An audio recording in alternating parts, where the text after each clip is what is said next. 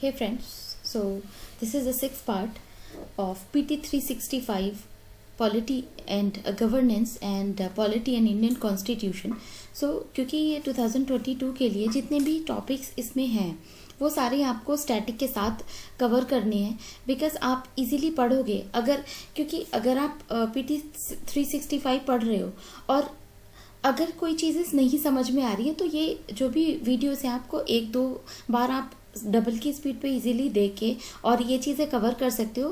तो इससे बहुत ज़्यादा इजी होगा जब आप प्री में बैठोगे और उसके बाद जो भी, क्योंकि ये चीज़ें हम रट नहीं सकते हैं, जो भी विजुअलाइजेशन होगा क्योंकि विजुअलाइजेशन से ना हमें याद इजीली हो जाता है और वो चीज़ें ध्यान में रहती हैं, जो भी सबकॉन्शियस माइंड हमारा काम करता है उसके अकॉर्डिंग ही जब आप एग्ज़ाम हॉल में बैठोगे कि हाँ हमने ये डिस्कशन पढ़ा था या फिर ये वीडियो देखी थी, तो उससे क्या होगा कि आपको विजुअलाइजेशन होगा और उसके बाद जो भी रॉन्ग आंसर्स होंगे वो आप इजीली एलिमिनेट कर सकते हो और उसके बाद आपको इजीली आप राइट आंसर पे पहुंच सकते हो। सो दो से तीन बार आप जब इसको 3-4 बार रिवाइज करोगे तो आपको ये चीज़ें बहुत इजीली समझ में आने लग जाएंगी बिकॉज टाइम बहुत कम बचा हुआ है प्री के लिए और ये पोर्शन एटलीस्ट आप सब्जेक्ट वाइज ये पोर्शन आपको जितना जल्दी हो सके उतना जल्दी कवर करके हम इसको फिनिश कर सकते हैं। So let's discuss about official language, that is very very important and why it is in news. So recently, Tulu speaker demand for official language status including in 8th schedule because 8th schedule is very very important और जो भी official languages हैं 8th schedule में आती हैं, total 22 languages हैं। I created a new video जो कि short trick है schedule 8 के लिए, जो जितनी भी 8 लैंग्वेजेस हैं उसको याद करने के लिए। So you can go through that also, क्योंकि इसमें कभी कभी होता है कि नहीं आपको पूछा जाता है कि कौन सी लैंग्वेज कब ऐड हुई थी। सो ये काफ़ी इम्पॉर्टेंट टॉपिक हो जाता है। अपार्ट फ्रॉम दिस अगर हम बात करते हैं कि 8th शेड्यूल में है, सबसे पहले more on the news, Tullu is a Dravidian language spoken mainly in 2 coastal districts of दक्षिणा Kannada and Udupi of Karnataka and Kasaragod of Kerala। सो केरला और कर्नाटका के 2 डिस्ट्रिक्ट्स में ये बोली जाती है। तो उसको लेके वहाँ पे जो तुलु स्पीकर्स हैं वो डिमांड कर रहे हैं कि इसको ऑफिशियल लैंग्वेज में I mean 23rd लैंग्वेज बना देना चाहिए कॉन्स्टिट्यूशनल लैंग्वेज के according. So about official language के बारे में जो बैकग्राउंड है, क्योंकि जब भी हम PT 365 को कवर करते हैं तो हमारा जो भी स्टैटिक का पोर्शन साथ साथ कवर होता है, तो उसके बाद जब आप रिवाइज करोगे प्री के लिए तो ये ना बहुत इजी हो जाएगा आपके लिए कि ये जो भी टॉपिक्स हैं वो आपके करंट अफेयर में भी हैं और उसके बाद आपको आपके स्टैटिक पोर्शन में भी कवर हो रहे हैं। So part 17th part of the Constitution, Indian Constitution, deal with the official languages in Article 343 to 351.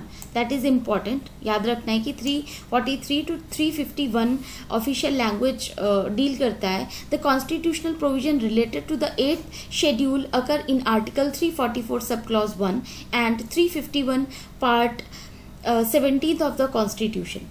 उसके अलावा languages are added through constitutional amendments and constitution doesn't specify the official language of the different states and at present there is no such criteria for languages to be included in 8th schedule। so अभी तक ऐसा कोई particular criteria नहीं है कि उसके basis पे ही 8th schedule में languages को include किया जाएगा।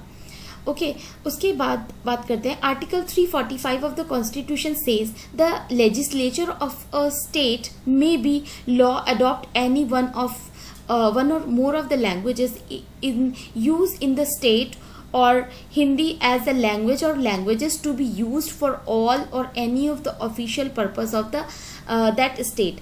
बिकॉज ऐसा कंपेल नहीं किया गया कि क्योंकि हिंदी हमारी राष्ट्रभाषा है और उसके अलावा इंग्लिश, हिंदी और इंग्लिश है, उसके अलावा हर स्टेट की जो स्टेट लैंग्वेज है जो भी राष्ट्रभाषा है, पर हमारी जो है कोई नेशनल लैंग्वेज नहीं है एक particular just because of the diversity. तो उसी को लेके यहाँ पे बात की गई है आर्टिकल 345 में। अपार्ट फ्रॉम दिस सिग्निफिकेंस की बात करते हैं, significance of the inclusion under 8th schedule. So recognition as official language of the nation.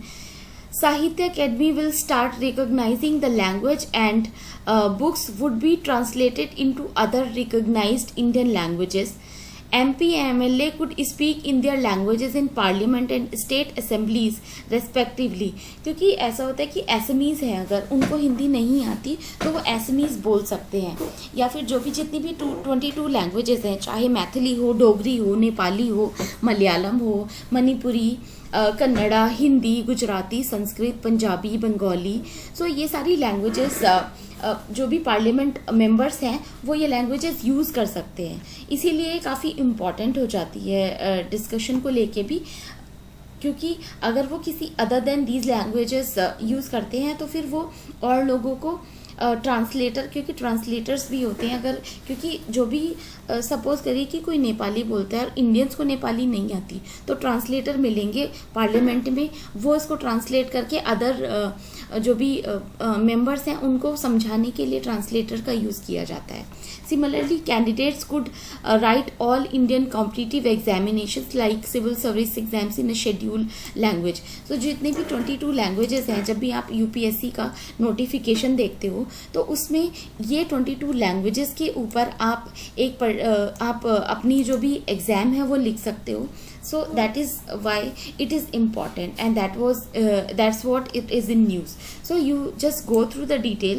Article 343 to 351, उसके बाद Article 344 सब clause 1, 351 Part 17, ये आप बहुत अच्छे से एक बार देख लीजिएगा why it was in news, और I think I am able to make you understand. जो ये चीज़ें आपको समझ में आ गई होंगी. Till then study hard and I will come with a new topic. Thank you so much.